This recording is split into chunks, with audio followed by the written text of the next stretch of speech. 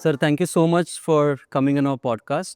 And it is my dream come true because you are my first mentor. You taught me about recruitments, how the industry works, what are the corporate etiquettes. So I really thank you for, giving us the time today and talking to us on the podcast. Sir, I'll tell you why we have started this podcast.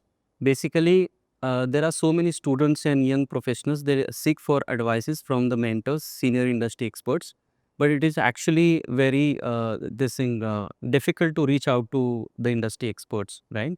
So we thought of calling these industry experts on our podcast. So through our podcast they'll be teaching and guiding the students and young professionals how you can carry yourself when you start a job or you want to get into the business, and what are the corporate etiquettes and everything. So thank you again, sir. Thanks, Rajesh.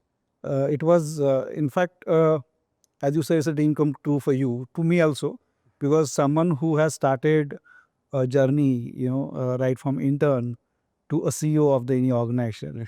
So it's a proud moment for me as well, because I came here, someone is interviewing me or someone is asking me a question, whom I have mentored, who has spent initial 3-4 years as a part of my team. So it's a great opportunity and great experience to come in your podcast. Thanks for inviting me. Thank you, sir. So we will talk about that journey also, how my journey started with you and everything. Probably we will, but first we'll start with your childhood memories that you have. What are the things that really shaped you as a human being during your childhood days? Yeah. So I brought up in very close knit family. I used to stay in Mumbai. I've seen my parents, my father working for Tata's that point of time. So all that values, what I've seen, working hard, nothing will come with a shortcut. You have to have strong understanding about what you do, hard work, giving enough time for whatever work you are doing. So no shortcut. That's what I've learned from my father, and that is also taken me from where I was, where I am today. So entire my career, whatever journey, I will dedicate to my father. Great, good to know that. Thank you, sir. And so I also have fond memories with my father, but I could spend very less time with him. So my next question to you, sir. I mean, you got into a good college because you said offline also that your father really helped you get into a good college, and then after that your actually career began. So what were the early college or educational days that you learned new things from there? What were the challenges that you faced, and how did you overcome those? So initial period of time when I started, from schooling to college.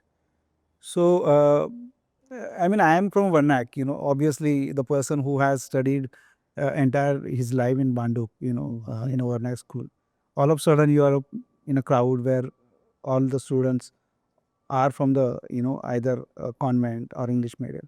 So that initial hiccups for 6 months to 1 year, and then because since childhood I was having that maybe taking initiatives in everything, owning the things, working with the team, making more friends, networking, having right rapport or correct rapport with your senior leaders, with your teachers, and that helped me to build as a good personality. I mean, I was part of all that what you call senate. Then in college you have a senate members. I was too part of the senate. I was working for NSC that point of time. 1 year I also did a NCC. Okay. And then a lot of the social activities we used to do. So there's a lot of learning, and that will teach you, how you should be, how you have to be uh, as a team member, as a student. What are the expectations from your parents, Correct. from your colleagues, from other students, from your teacher, and that helped me a lot. And after that, I joined. In fact, I wanted to do something else, but my father insisted me I should do a software diploma at that point of time, and where I have taken admission in one of the biggest school institute in Mumbai Andheri, and that has changed my entire, and that was a turning point because I wanted to do law or a MBA, Okay. And then my father said, no, you will go in IT or maybe a computer. That was not IT at that point. They used to call EDP, electronic data processing. That's the department. It was not IT. And then I have taken admission in that institute. And that has a turning point which have got me to this industry. Okay, great. So which year it was, sir, when you started? This was 1992, long back. Oh, it was long back. So that time people didn't also know about computers. A lot of people from India didn't know about the computers and everything, right? So you started your career into software development. So what actually made you, get into HR role later? So I started my career as a software developer. Okay.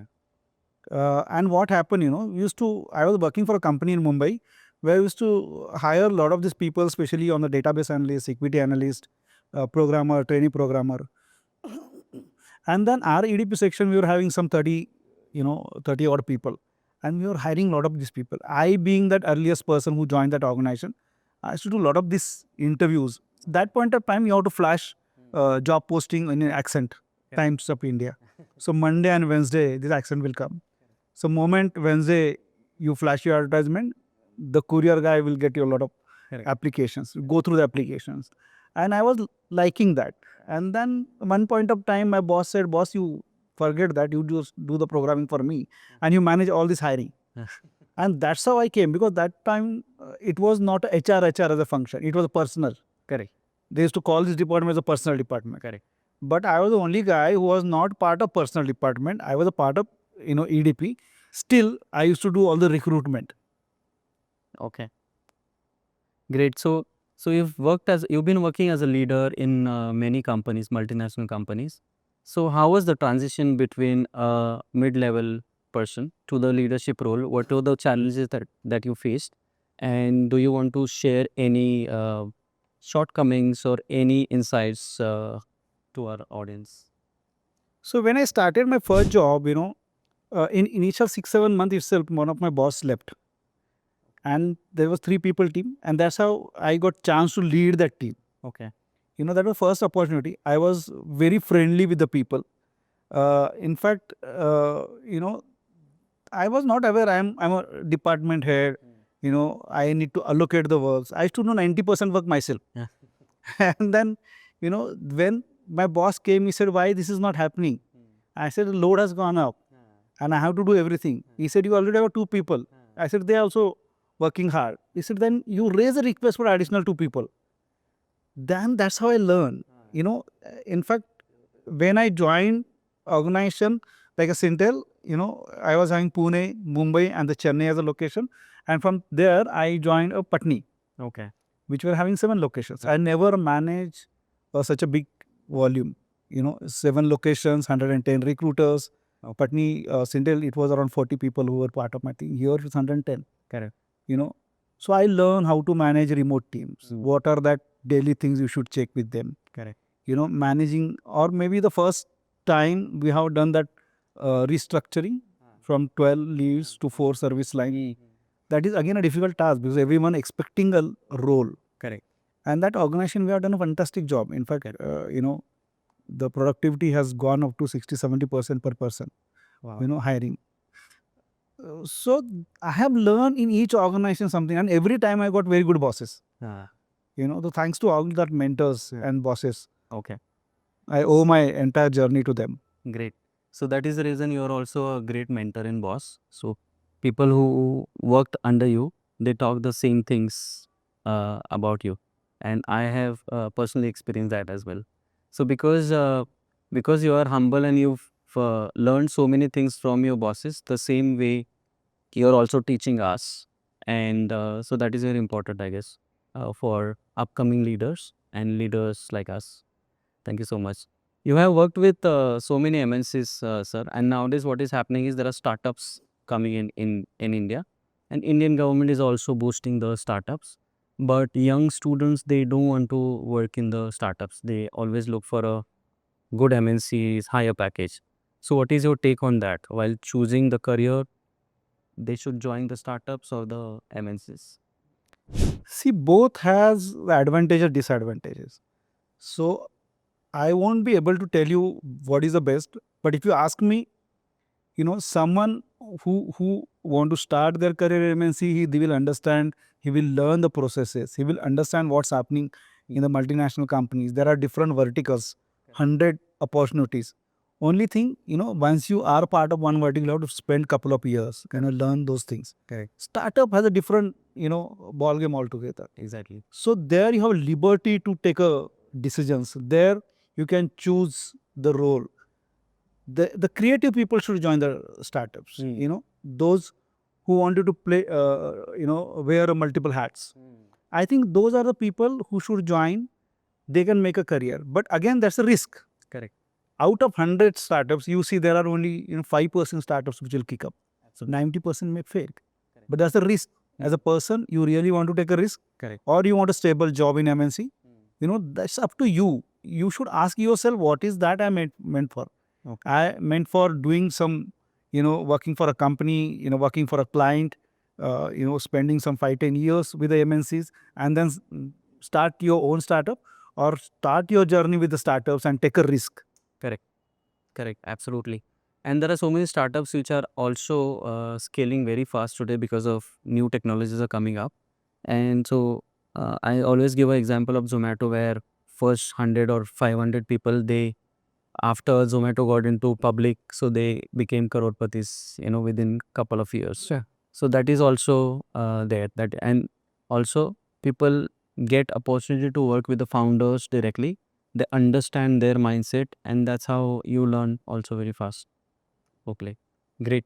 So one thing which is very prominent, because you have been playing the leadership role since very long, I guess more than 15-20 years, you're working as a leader. So what is one defining moment for you in a leadership role that you actually want to talk about, which our audience also can take some insights from that? So as a leader, defining moment, there are many things, whenever I started my career as a leader.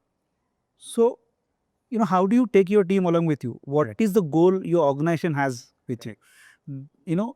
What is that your boss expecting from you? What is the team expecting from you? Correct. So basis on that, you customize your strategy as a leader. Correct. With one strategy will not work anywhere, everywhere. You have to have a customized strategy. I mean, you can't take Ceridon for a headache and same thing for some other disease. Correct.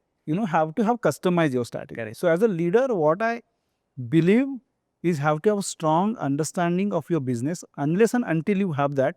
Because I see in today's world, there are a lot of people who come up with a solution which is not a sustainable solution for your business. Correct. They don't understand there is a top line, there's a bottom line. Correct. Which everyone, whether you are part of support function, you are part of business, Correct. you have to keep track of it. Correct. Otherwise, your business will go for toss. Exactly. And we being the support function, I think it's our primary responsibility. And you as a leader, you have to drive it with your team.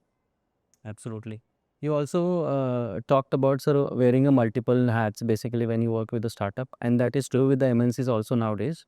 So students they are not taught in the college about what is project management, what is product management. There are different departments within the thing. If a student is coming from a computer science, the students knows about coding development, but they don't know beyond that what exactly happens in the industry.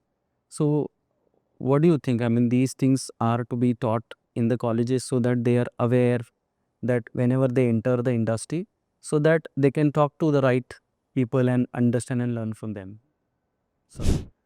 So, I think the college and universities, they should invite senior leaders, because in my industry, the roles are different. Like correct. if you see a SDLC, software development life cycle, it start from requirement gathering to the production support. Correct. There are 10 roles, 7 roles Correct. in the SDLC. Correct. If you go to manufacturing, they have different roles. If you go to banking, they have different roles.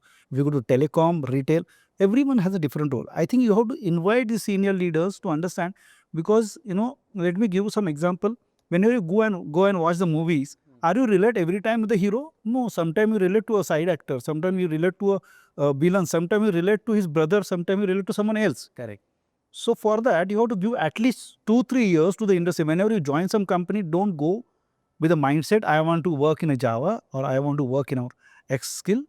So understand that industry, understand what is that you're liking, where are you fit in the entire ecosystem, Correct. and then you decide this is the area I want to make my career. Absolutely. Then may do a lot of certification, then deep dive in that, Correct. and then make your career. Correct. Correct. And these are the skills, I guess, which are going to be relevant even if AI comes in with time or any other technology comes in. Because these are the soft skills which are going to be relevant even in next 5-10 years, right? So students should learn that. And I guess this is good advice for the universities also. Okay. So nowadays, and this is happening since long also, sir, because students often are confused about choosing the right career. Sir, I see GCCs are coming big time in India, and I guess it's going to change the outlook of IT sector in India also.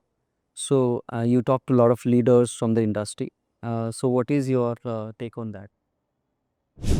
So it's an opportunity, because most of these companies now see they have the verticals, supporting GCCs. Correct. So all these clients who were actually outsourcing a lot of works to India, they wanted to come and set up a Correct. shop. So it is good thing for us. Only challenge I have seen in few GCCs, the Indian dynamics are different, and then many these GCCs are coming with a mindset, and they are not understanding the Indian dynamics because you see a 90 days notice period.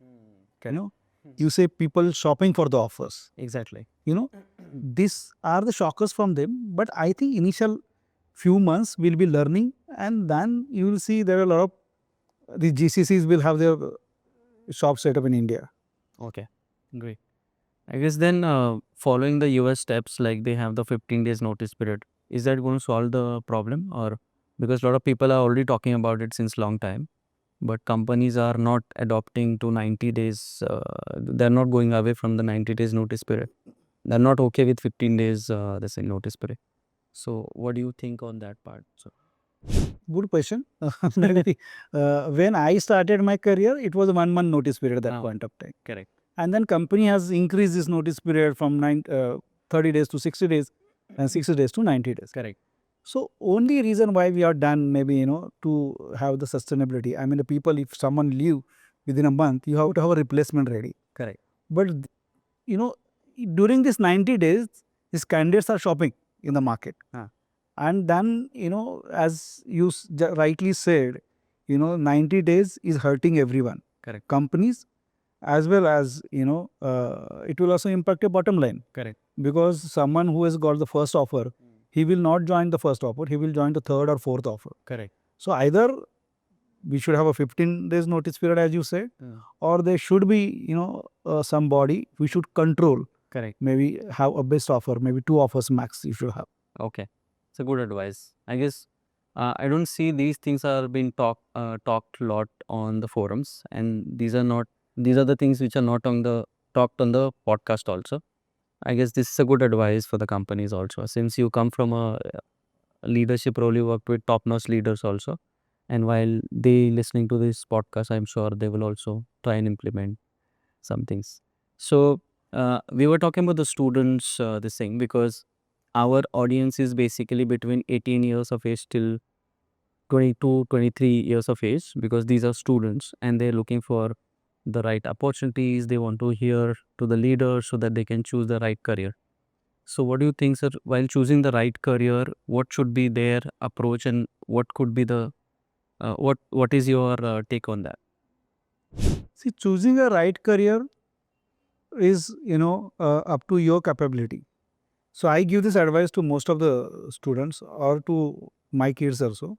So when you are choosing something, take a plain paper, write that what you are getting with that opportunity, where you wanted to get, go in your career, what is that looking after, what is that you are looking after 2 years, where you want to reach after 5 years and 10 years, and then you decide your journey. Correct. I mean, don't take calls abruptly. I see younger generation, they will, take immediately call.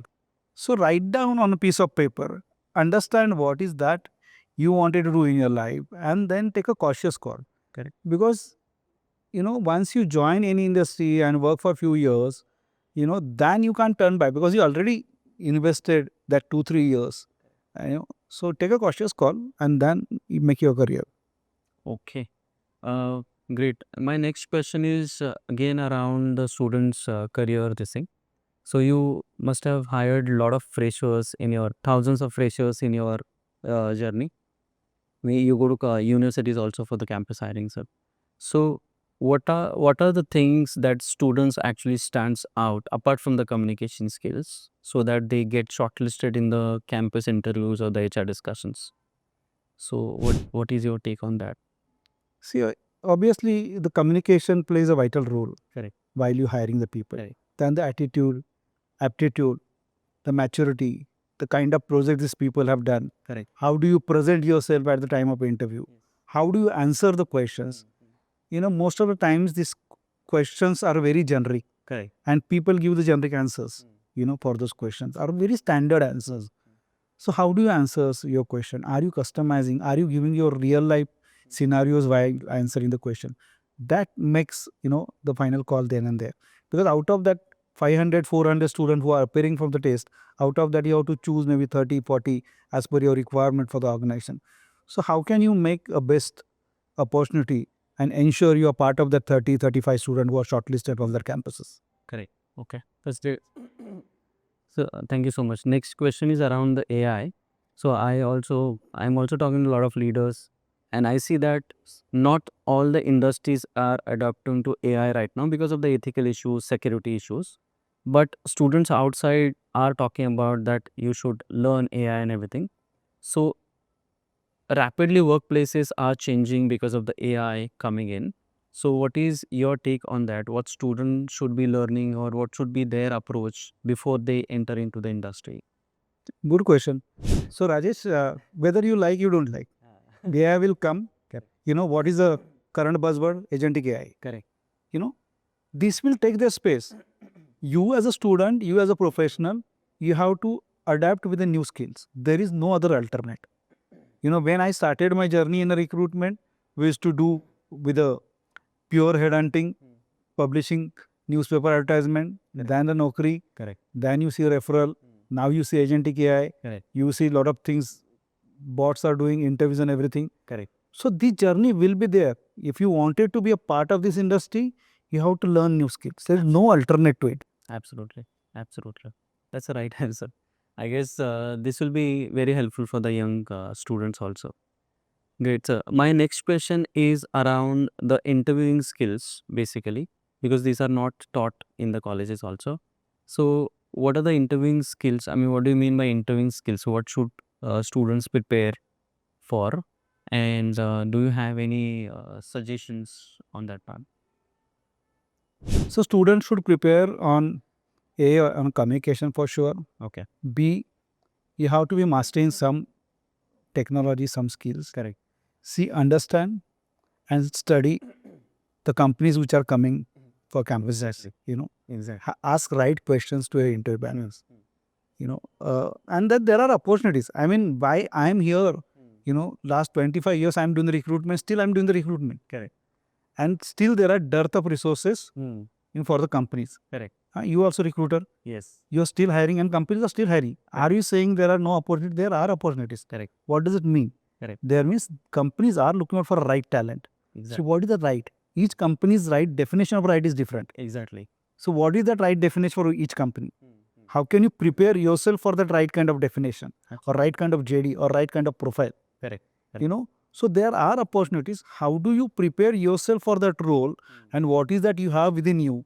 What is that you can offer, to that companies? That makes you, a lot of difference and that will take you to a next level. Absolutely. Rightly, you mentioned 2 points, sir. One is basically you should study about the company, whichever is coming for the campus, because if you prepare generalize the same preparation, it's not going to help you. And second thing is you should work on basically understanding the technologies before you prepare attend the interview. As in, if banking company or fintech company is coming, what kind of skills they hire for apart from technical? Would they be looking for the domain expertise, whether you're interested in that or not? So these skills also would be really helpful for the students. Okay, so there is one major part, sir, why I've started this podcast and why I am inviting all the industry experts. is that if you achieve a great success in your life, so many podcasts are talking about only business can get you there. But that is not the thing. I mean, whatever the luxury, what you want to achieve, you've achieved everything in your life while working for the MNCs. So that is also possible. Because I see nowadays students are spending a lot of money on businesses, they're failing. And then if you look at the global market also, the startup failure rate is very higher in India than the other countries. Because in the US, you have the incubation centers, you get the founders, you get the experts help, but we don't get here in India. So that is one of the thing that I have started the podcast. So what is your take on that? So what students should do before starting a business in India now? That's brilliant question, Rajesh. So, as you rightly said, people are getting into a startup zone or maybe starting this own business without doing their homework properly. Okay. So, my suggestions would be spend some time in the industry, understand how this industry is, working. Correct. What is that area which you want to start the company or you want to start your business? Have your homework ready. You should know your, area, Correct. what you have to deliver, and then you get into business. Otherwise, as you said, there are hundreds of startups, but out of that, the success rate is not more than 2-3%. Correct. Having said that, I will not also justify that everyone should do business. Who will create a job? The startups will only create a job. Correct. So only a request, understand the corporate, understand the industry. Maybe you have to spend some time Correct. and then have a right mentors along with you and start Absolutely. your business. Absolutely. Absolutely, sir. Thank you so much. That's very important. Having a mentor is very important. And we touched that point in our first podcast also, which was done with Samir Bobche, sir. Okay. So I see, I mean, I know you since last 20 years, sir. I never seen you getting out of control while talking to people. Even if there are things going wrong in the office, you generally speak with people with very humble approach and tell them that probably whatever happened, happened. We will see, look at the solution. Okay. So, and for that, I guess, and I also know that you're a spiritual person, you follow the spirituality a lot. So is that a reason that you follow the spiritual approach and the mindfulness that is the reason you're uh, doing great in the leadership role? So, Rajesh, when you're not losing your calmness, I think only funda is there anything in your control? I mean, if things will not happen, Correct. can you change it? No. Oh, If you take a tension, correct. will you able to change it? No, these things will happen. So take it calmly. Correct. Once you take it very calmly and quietly and understand the situation, understand what they are looking out for, Correct. and then come to a conclusion, how can you help to solve the problem? Mm. So I seen a many leaders who start with a high pitch, Mm. but will that help? No. The person whom I interacting, he will spend another next 2 years, Mm. another next 2 hours to only think why this guy has shouted at me. Correct. And then he will also involve another 3-4 people. Ah, And they will also, so you're losing your 4-5 hours of work. ah, You know, understood. instead of that, sit with him, help him Correct. to take a decision, help him to understand where he's, having gaps. How can he ensure that he will not do the same mistakes again? And maybe you have to handhold him for some period of time. Correct. We have to have sit with him every day, Correct. see his progress, and this will take him to next level for sure. So क्या होता है? I mean, if I'll tell you in Marathi, जोपर्यंत तुम्ही त्याच्यावर बसून हे काम करत नाही ना, Ah, तोपर्यंत त्या मुलालाही त्याचा कॉन्फिडन्स येत नाही. Correct. Sometime he lose his confidence. How will you ensure that he gain his confidence again? absolutely. You have to handhold him. Correct. You have to sit with him. Correct. You have to mentor him. And then you see he's a different person altogether. Correct. Correct. That's right. Nice insights for the students and for the professionals also who are working in the industry, so that people who want to get into a leadership role, it is a good insight for them, because these are not taught in the corporate presentation, neither in the colleges. Great, sir. So my next question is, in the fast-paced corporate world, what is success mean to you, and how do you handle the success, because you've been successfully leading so many teams in the corporates? So what is your take on that? So success, the definition of success is obviously a money, a position, a title, the organization, and what car you're driving, which locality you're staying. So that's maybe A, but B is what you learn, you know, as a person, where were you and where are you today? Correct. Every day should be a learning. I mean, it's not the same day. Absolutely. Very interesting story which I heard, I think Harsha Bogle, I was a part of one session and he was telling that I asked Sachin, every day you're playing so passionately. So how are you doing and how you are doing it? So he said every match is a new match. It's not the yesterday's match I'm playing again. I have to start from zero. Exactly. The same thing. Every day when you go to office, there's a different learning. You have to, set the benchmark. Absolutely. Ki, boss, how can I ensure I will again give the 100% and 10% at par with what I have given yesterday? Correct. So once you, I mean, if you lose the tempo, so you will not able to achieve. I mean, you have to give that 100% every day. Absolutely. Absolutely. That's right. So, sir, I mean, you must be reading a lot the leadership related books also. Do you have any favorite books which you'll recommend to our audiences so that they can also learn from that, which has actually shaped your career? See, I am not very grateful. I read a lot of books, Okay. but I see a learning from each individual Correct. rather than books, because the people will, Exactly. they are your best Real. teachers. Absolutely. Whether it's your father, your colleagues, your senior, Correct. or someone you're following on the Twitter, Correct. or someone you're watching on the television. So you see the opportunity, you see the merit in what this person is saying, and start implementing maybe a 2% out of it. Correct. That will give you or change your perspective. Absolutely. Absolutely. And we are in people business, and this is going to be relevant. So whatever comes in, Yeah. yes, interaction with human beings is very important, critical role. Yeah. And this is not taught in the colleges also, human psychology. So this is great, sir.